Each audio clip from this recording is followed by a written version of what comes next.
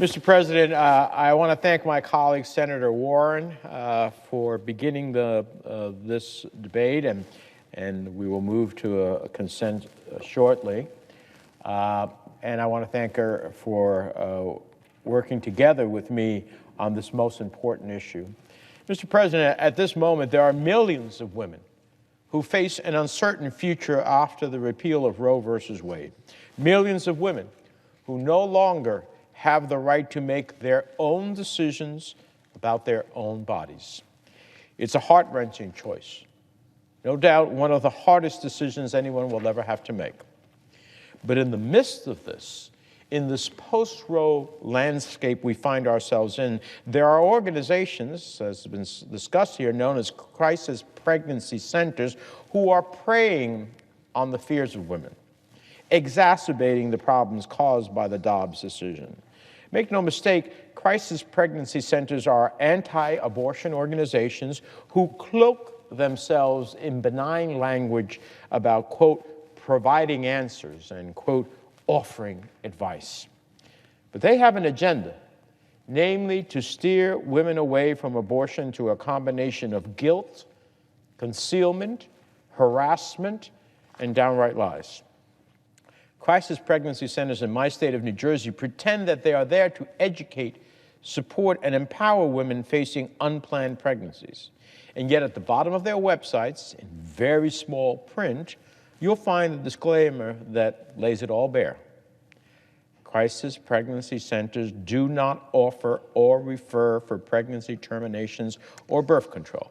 Information should not be relied on as a substitute for professional and/or medical advice. That's a disclaimer.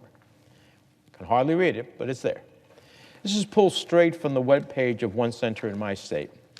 I'll repeat that ending again. Information should not be relied on as a substitute for professional and/or medical advice.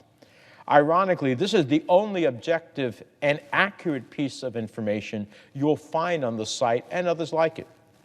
As Senator Warren mentioned, crisis pregnancy centers are not required to have a physician or a registered nurse on staff. Very few of them do. They are not required to provide contraceptive care or even stick to medically sound claims. And because they claim to only provide so-called education services, they can promote blatant lies about how abortion increases risk for breast cancer. Mr. President, women in America do not deserve to be lied to. They shouldn't be preyed upon during moments of vulnerability or any other time. When assessing health care, they shouldn't have to shift to what's real and what's not. And they certainly shouldn't have to parse through the carefully constructed language of crisis pregnancy centers that promote an anti-choice agenda. Our bill, the Stop Anti-Abortion Disinformation Act, is simple. It would empower the Federal Trade Commission to issue rules prohibiting false advertisement of abortion services. It would allow the FTC to penalize those who are found in violation. And it would provide greater oversight over crisis pregnancy centers who profit from the pain of unplanned pregnancies, sometimes while double dipping on the taxpayer's dime. Senator Warren and I are leading this bill to end the practice of deceiving women and girls through false advertisement. We are leading this bill to promote truth in advertisement, to end misinformation and disinformation, and to protect women from harassment. Yes, harassment. As Senator Warren said, crisis pregnancy centers have no duty to uphold HIPAA privacy protections, the most significant information that you can give about your health, the status of your health, and your condition. You do that thinking that you're in a medical center.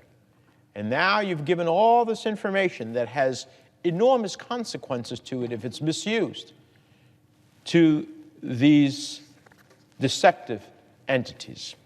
And after divulging personal information to them, they can freely sell it to scammers who would want to take advantage of them. So I ask my colleagues, let's end the assault on bodily autonomy and the right to access reproductive care. Let's end the barrage of attacks on their health care. Let's end deception in any delivery of any service. Let's end the fraud in any delivery of any quote-unquote service. Let's end the barrage of attacks on their health care. Join us in passing our bill so that in the hardest moment of their lives, women all across our country can rest assured in knowing that what they are getting is the truth, not some biased agenda pretending to be medical advice, not some one-sided talking point that steers them towards one outcome. The truth, the truth.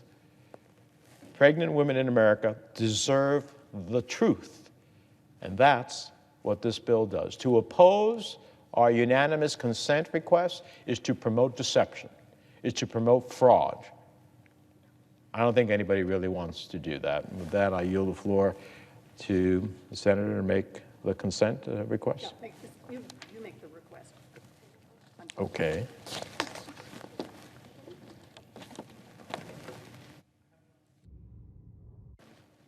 Thank you. Bipartisanship at work. As if in legislative session, Mr. President, I ask unanimous consent that the Commerce Committee be discharged from further consideration of S4469 and the Senate proceed to its immediate consideration. Further, that the bill be considered read a third time and passed, and the motion to reconsider be considered made and laid upon the table with no intervening action or debate. Is there objection?